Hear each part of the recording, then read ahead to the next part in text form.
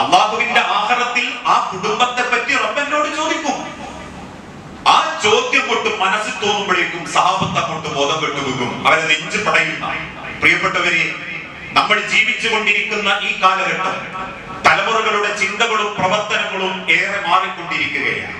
New generation എന്നൊക്കെ നമ്മൾ വിളിക്കുന്ന ഈ ആധുനികവൽക്കരിച്ച കാലഘട്ടം, ഒരു ഭാഗത്ത് ലിബറൽ മനോഭാവം മക്കളുടെ ഹൃദയത്തിലേക്ക് കുത്തിവെക്കുന്നിടത്ത് ലിബറൽവാദികളും നിരീശ്വരവാദികളും യുക്തിവാദികളും ജീവിതത്തിന്റെ ഏറ്റവും വലിയൊരു പതനത്തിലേക്ക് മക്കളെ കൊണ്ടുപോയിക്കൊണ്ടിരിക്കുന്നു. ചുണ്ടിലെരിയുന്ന സിഗരറ്റും മാടിക്കുത്തുന്ന മുണ്ടുകളും നാവിനടിയിൽ തിരികലും മൂക്കിലേക്ക് വലിച്ചു കയറ്റലും ഞരമ്പുകളിൽ കുത്തിത്താഴ്ത്തലുമാണ് ആണത്വം എന്ന് മീഡിയകളിലൂടെയും സിനിമകളിലൂടെയും ഇൻസ്റ്റഗ്രാം അക്കൗണ്ടുകളിലൂടെയും മക്കളെ മനസ്സിലേക്ക് അവർ കുത്തിവെച്ചു. അതിന്റെ പരിണിത ഫലമോ അക്ഷരം പഠിപ്പിക്കുന്ന അധ്യാപകനെ അതേ അക്ഷരം ഉപയോഗിച്ചുകൊണ്ട് അസഭ്യം വിളിക്കുന്ന ക്യാമ്പസുകൾ, പേനക്കത്തി കൊണ്ട് സഹപാഠിയുടെ മുതുക്കത്ത് ചിത്രം വരച്ച് ചീറ്റിത്തെറിക്കുന്ന രക്തം കണ്ട് ആനന്ദ നൃത്തമാടുന്ന, കൊല്ലാൻ പോലും മടിയില്ലാതായി കൊണ്ടിരിക്കുന്ന രാഷ്ട്രീയ കോമരങ്ങൾ, പഠിക്കാൻ വരുന്ന വിദ്യാർത്ഥികളെ റാഗിങ്ങിന്റെ പേര് പറഞ്ഞ് മനുഷ്യൻ വിസർജിക്കുന്ന ക്ലോസറ്റിൽ പിടിച്ച് മുക്കി ശ്വാസം മുട്ടിച്ച് കൊല്ലുന്ന ക്യാമ്പസുകൾ, കോമ്പസ് കൊണ്ട് സഹോദരന്റെ ശരീരത്തിൽ കുത്തി പൊടിഞ്ഞ രക്തം കൊണ്ട് ചുമരുകളിൽ വിപ്ലവം എഴുതുന്ന അങ്ങേയറ്റം ലിബറൽ മനോഭാവം ബാധിച്ചൊരു കാലഘട്ടം അല്ലേ? എത്രത്തോളം എന്ന് ചോദിച്ചാൽ ജീവിതം ആസ്വദിക്കാനുള്ളതാണെന്ന് മക്കളെ മനസ്സിലേക്ക് ഈ ലോകത്തിന്റെ ദുശക്തികൾ കുത്തിവെച്ചതിന്റെ പരിണിത ഫലമാണ് ഈ പരിശുദ്ധമാക്കപ്പെട്ട റമദാനിന്റെ രാവുകളിൽ പോലും വാപ്പാന്റെ കൂടെ തറാവീഹ് നിസ്കരിച്ച് വീട്ടിൽ ചെന്ന് കഞ്ഞിയും കുടിച്ച് കിടന്നുറങ്ങി രാവിലെ സുബഹിക്ക് എഴുന്നേൽക്കേണ്ട മക്കളിൽ പലരും ബീച്ചിന്റെ ഓരങ്ങളിൽ പൊട്ടിത്തെറിച്ചതിനും വേട്ടാളനും ഉപ്പിലിട്ടതിനും ക്യൂ നിന്ന് ആമാശയ ക്യാൻസറുകളും ദുരിതങ്ങളും വഴങ്ങി വെക്കുന്ന രീതിയിലേക്ക് നമ്മൾ എത്തിയിട്ടുണ്ടെങ്കിൽ അത്രയേറെ ലിബറലിസം നമ്മുടെ കുടുംബത്തിൽ കയറിക്കൂടി. അതുകൊണ്ടാണ് കഴിഞ്ഞ ഫെബ്രുവരി 14 കേരളത്തിന്റെ ഓരോ ക്യാമ്പസുകളിലും ആൺകുട്ടികൾ കെട്ടിപ്പിടിച്ച് ചുംബനം കൊടുത്തിട്ട് പറഞ്ഞു, ഗേ സെക്സ്, ആണും തമ്മിലുള്ള സെക്സ് ഞങ്ങളുടെ വിപ്ലവമാണ് എന്ന്.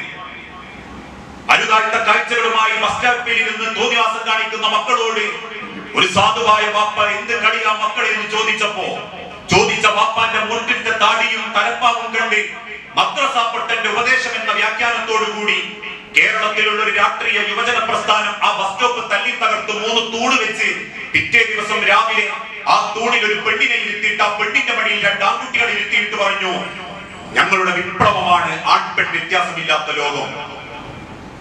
കണ്ടതല്ലേ കേരളത്തിലുള്ള ഓരോരുത്തരും? ഞാൻ പറയുന്ന രാഷ്ട്രീയമല്ലോ. കഴിഞ്ഞ 10 വർഷത്തിന്റെ ഇങ്ങോട്ട് കേരളത്തിന്റെ സാംസ്കാരിക രംഗത്ത് ന്യൂ ജനറേഷൻ മക്കളിലുണ്ടായ മാറ്റം എന്തെന്ന് ചോദിച്ചാൽ മൈ ബോഡി മൈ ചോയ്സ്, എനിക്ക് ആസ്വദിക്കണം, എനിക്ക് ജീവിക്കണം, അതുകൊണ്ട് എനിക്ക് എന്ത് പവറും ഞാൻ ആസ്വദിക്കും. എന്റെ ജീവിതത്തിലെ ഏറ്റവും മനോഹരമായ രീതിയിൽ ഞാൻ എന്റെ ജീവിതത്തെ ചിട്ടപ്പെടുത്തും. ആ ചിന്തയോടുകൂടി പരക്കം വാഴുന്ന മക്കൾക്ക് ഹക്കെന്ത് ബാത്തിലെന്ത് എന്ന് തിരിച്ചറിയാൻ പറ്റാതായി.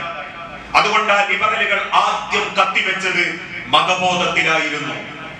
മതമാണ് പ്രശ്നമെന്ന് അവർ വരുത്തി തീർത്തു. ആണിന്റെയും പെണ്ണിന്റെയും മനസ്സിൽ ഇല്ലാത്ത ഏതോ കാഴ്ചകളിലൂടെ ഈ സമൂഹത്തെ കൊണ്ടുപോകാൻ വേണ്ടി അവരാദ്യം കുത്തിവെച്ചതും ലിബറൽ വാദത്തിന്റെ മറവിൽ മതനിഷേധമായിരുന്നു, നിരീശ്വരവാദമായിരുന്നു. ഞാൻ എന്തുകൊണ്ടാ കള്ളു കുടിക്കാത്ത? എന്റെ വാപ്പ പറഞ്ഞതല്ല മോനെ കള്ളറാമാണ്. ഞാൻ എന്തുകൊണ്ടാ വിഭജിക്കാത്ത? എന്റെ ഉമ്മ പറഞ്ഞതല്ല മോനെ വ്യഭിചാരം ഹറാമാണ്. മറിച്ച് എന്നെ സൃഷ്ടിച്ച സിട്ടാവ് പറഞ്ഞു ഇന്നഹു കാന ഫാഹിശതൻ, അത് മ്ലേച്ഛമാണ് മോനെ. എന്നെ സൃഷ്ടിച്ച സിട്ടാവ് പറഞ്ഞു ഇന്നല്ലാഹ ഹറമ അലൈക്കുൽ ഖംറി, അല്ലാഹു നിനക്ക് കള്ള് നിഷിദ്ധമാക്കിയിരിക്കുന്നു. ശരി, ആ മതവിശ്വാസം എനിക്കില്ലാന്ന് കരുതുക. ഞാൻ ആ മതം പൊട്ടിച്ചെറിഞ്ഞു, ഞാൻ സ്വതന്ത്രനായി. എങ്കിൽ എനിക്ക് എന്തും തിന്നാം, എന്തും കുടിക്കാം, ഏത് പെണ്ണിനെയും എനിക്ക് സ്വാധീനിക്കാം. ആ ചിന്തയിൽ കേരളത്തിന്റെ മക്കളുടെ ഹൃദയത്തിൽ അവർ കൊത്തിവെച്ചു അത്തരത്തിലുള്ള ഒരു മഴവിൽ വർണ്ണത്തിന്റെ ചിത്രങ്ങൾ. LGBTQ, ലെസ്ബിയൻ സെക്സ്, ഗേ സെക്സ്, ബൈസെക്ഷൽ സെക്സ്, അതൊന്നും കിട്ടിയിട്ടില്ലെങ്കിൽ മൃഗമായാലും ഉമ്മയായാലും അമ്മയായാലും നിന്റെ ശരീരത്തിൽ കാമുണ്ടെങ്കിൽ തീർക്കാമെന്ന ധൂർത്ത ചിന്തകളിലേക്ക്, ദുഷിച്ച പ്രവണതകളിലേക്ക് ഈ മക്കളെ, ഈ സാധു മക്കളെ ലിബറലുകൾ കുത്തിവെച്ചു കൊണ്ടുപോയി. അതിനെതിരെ സംസാരിക്കുന്നവർ മദ്രസ പട്ടന്മാരായി, മതപ്പട്ടന്മാരായി അവർ ചിത്രീകരിച്ചു. വീടുകളിലൂടെ, സിനിമകളിലൂടെ. ഇല്ലാതെ പറയാൻ പറ്റുമോ? സാധു മക്കളുടെ മനസ്സുകളിലും കൈത്തണ്ടകളിലേക്കും വികാരത്തിന്റെയും വയലൻസിന്റെയും ചാപ്പകൾ അവർ കുത്തി. അതുകൊണ്ട് മലപ്പുറം ജില്ലയിൽ ഉദ്ഘാടനം ചെയ്യാമെന്ന ഒരു ഇൻഫ്ലുവൻസ് ബ്ലോഗർ, എന്താ യൂട്യൂബിൽ ഇൻഫ്ലുവൻസ് ബ്ലോഗർമാരുടെ യോഗ്യത? തിന്നുന്ന ഭക്ഷണം ആമാശയത്തിലേക്ക് തിന്നുന്നതിന് പകരം അടിവസ്ത്രം പൊക്കിയിട്ട് അവനാന്റെ അടിവസ്ത്രത്തിന്റെ ഉള്ളിലിട്ട ഓൻ ബ്ലോഗറായി. വ്യത്യസ്ത മുടികൾ പിരിച്ചു വെച്ച് ചെറുപ്പക്കാരൻ റോഡ് ബ്ലോക്ക് ആക്കപ്പെടുന്ന അവസ്ഥയിലെത്തി. 5ാം ക്ലാസ് മുതൽ 10ാം ക്ലാസ് വരെയുള്ള നൂറുകണക്കിന് ആയിരക്കണക്കിന് കുട്ടികൾ റോഡുകൾ ബ്ലോക്ക് ചെയ്ത് ബുദ്ധിമുട്ടാക്കിയപ്പോൾ പോലീസുകാർ ഇടപെട്ടു. ബ്ലോഗറോട് പറഞ്ഞു, നിങ്ങൾ തിരിച്ചു പോകണം, ഇവിടെ ഭയങ്കര ബ്ലോക്ക് ഉണ്ട്. തിരിച്ചു പോകാൻ ഒരുങ്ങുന്ന ബ്ലോഗർക്ക് മുൻപിൽ, ആ പോലീസുകാർക്ക് മുൻപിൽ നെഞ്ചു വിരിച്ചു നിന്നിട്ട് അന്നത്തെ ഒരു 6ാം ക്ലാസ്സുകാരൻ പറഞ്ഞു, ഞങ്ങളെ ബ്ലോഗറെ തിരിച്ചയച്ച കേരളം ആള് കത്തിക്കുന്നു. അത്രയേറെ വയലൻസിലേക്ക് മക്കളുടെ മനസ്സിലേക്ക് അവർ കുത്തിവെച്ചു. ഇത് കേൾക്കുമ്പോൾ നമ്മൾ ചിരിക്കണ്ട. അവനവന്റെ വീട്ടിനുള്ളിൽ പറഞ്ഞാൽ അനുസരിക്കാത്ത മക്കളിലേക്ക് ഇത്രത്തോളം ആവേശത്തിന്റെ വയലൻസിന്റെ ചിന്തകൾ അവർ എറിഞ്ഞു വെച്ചു. അതുകൊണ്ട് മൊബൈൽ വേണ്ട മോനെ വെക്കെന്ന് പറഞ്ഞാൽ പിറ്റേന്ന് ആത്മഹത്യ. തിരിച്ചു വരുന്ന വാപ്പാനോട് ഉമ്മാക്ക് പറയാനുള്ളത് എന്താ? ഫോൺ വാങ്ങിച്ചതിന് ഓനെ കല്ലെടുത്തെറിഞ്ഞു, ഫോൺ എടുത്തെറിഞ്ഞു, സാധനം എടുത്തെറിഞ്ഞു, ഒക്കെ പൊട്ടിച്ചു. വയലൻസ് ഇതറിയാതെ വന്നതല്ല മനുഷ്യരെ. ലിബറൽ മനോഭാവം കേരളത്തിന്റെ മണ്ണിൽ വന്ന അന്നു മുതൽ കേരളം അനുഭവിക്കുന്ന ദുരിതമായിരുന്നു. ഇത് ആൺകുട്ടികളെ മാത്രമല്ല ബാധിച്ച്, പെൺമക്കളെയും അത് ബാധിച്ചു. ന്യൂ ജനറേഷൻ പെൺമക്കളുടെ മനസ്സിൽ ആദ്യം കൊത്തിവെച്ചത് എന്തായിരുന്നു? നിങ്ങൾ ഒരിക്കലും പെണ്ണുങ്ങളല്ല, ആണിനെ പോലെ ജീവിക്കേണ്ടവരാ. ജെൻഡർ ന്യൂട്രാലിറ്റി എന്ന വാക്ക് കേരളത്തിലെ കേട്ടു. പാശ്ചാത്യ സംസ്കാരത്തിന്റെ മറപിടിച്ച് കേരളത്തിൽ ലിബറലുകൾ ആദ്യം അവതരിപ്പിച്ചതും ജെൻഡർ ന്യൂട്രാലിറ്റി. പെണ്ണെ ഒരിക്കലും ആണിന്റെ താഴെ നിൽക്കേണ്ടവനല്ല. അങ്ങനെ ആണിന്റെ ചൊൽപ്പടിക്ക് നിൽക്കുകയും വേണ്ട. അതുകൊണ്ട് എന്ത് വേണം? ആണിനെ പോലെ പെന്റ് ഉടുക്കണം, ആണിനെ പോലെ ഉപ്പായിടണം, ആണിനെ പോലെ ജീൻസ് ഉടുക്കണം, ആണിനെ പോലെ ബനിയൻ ക്ലോത്ത് ഇടണം. കേരളത്തിൽ വളരുന്ന മക്കൾക്കും തോന്നി ഒരാണിനെ പോലെ ജീവിക്കുമ്പോഴേ സമൂഹത്തിനിടയിൽ എപ്പോഴും പുറത്തിറങ്ങാം. കാരണം പെൺമക്കളൊക്കെ ചിന്തിക്കും, ആൺകുട്ടികൾക്ക് എന്ത് സുഖ, ഓർക്ക് എപ്പോ വേണമെങ്കിലും പുറത്തു പോവാ, എവിടെ വേണമെങ്കിലും പോവാ, നമ്മളൊന്ന് പുറത്തോട്ടെ എന്ന് ചോദിച്ചപ്പോ പറയും, ഈ പെണ്ണ അടങ്ങി ഇരിക്കോ. ആ മക്കളുടെ മനസ്സിലേക്ക് ആദ്യം കുത്തിവെച്ചത് അത് ആണിനെ പോലെ ജീവിക്കണം. ഇന്നാ ചിന്തകൾ എവിടെ എത്തി? 25, 28 വയസ്സുള്ള പെൺമക്കൾക്ക് പോലും കല്യാണം വേണ്ട. പഠിക്കണം, പഠിച്ച് ജോലി വാങ്ങണം, ഞാൻ ശമ്പളം വാങ്ങും, ഞാൻ സമ്പാദിക്കും, ഞാൻ നോക്കും, എന്നെ നോക്കാതെ ഞാൻ പറയുന്നത് കേട്ട് നിൽക്കാൻ പറ്റുന്നവനുണ്ടെങ്കിൽ കെട്ടാന്നുള്ള ധാരണയിലേക്ക് പെൺമക്കൾ എത്തിയതിന്റെ ഫലമാണ് ഇപ്പോഴും പല വാപ്പാർ 25 വയസ്സുള്ള മക്കളും കല്യാണം പറയുമ്പോൾ പറയും, എനിക്ക് വേണ്ടട്ടോ, ഉമ്മാണ് കെട്ടിക്കോട്ടെ. അവസാനം ആലോചനക്ക് വന്ന ഒരു ആൺകുട്ടിയെ ഇന്റർവ്യൂ ചെയ്യും. ഈ പറഞ്ഞതിന്റെ അർത്ഥം ഒന്നും പഠിപ്പിക്കണ്ടെന്നും ജോലി വാങ്ങിക്കൊടുക്കണ്ടെന്നും വ്യാഖ്യാനിക്കരുത്. പക്ഷെ അതേ ഉള്ളൂ. അതിന്റെ മറവിൽ ഒരു ലിബറൽ മനോഭാവം, ഒരു ഫെമിനിസ്റ്റ് ചിന്താഗതി. അവസാനം കാണാൻ വന്ന ചെറുപ്പക്കാരനോട് പെൺകുട്ടി അവനവന്റെ ആവശ്യങ്ങൾ നിരത്തി.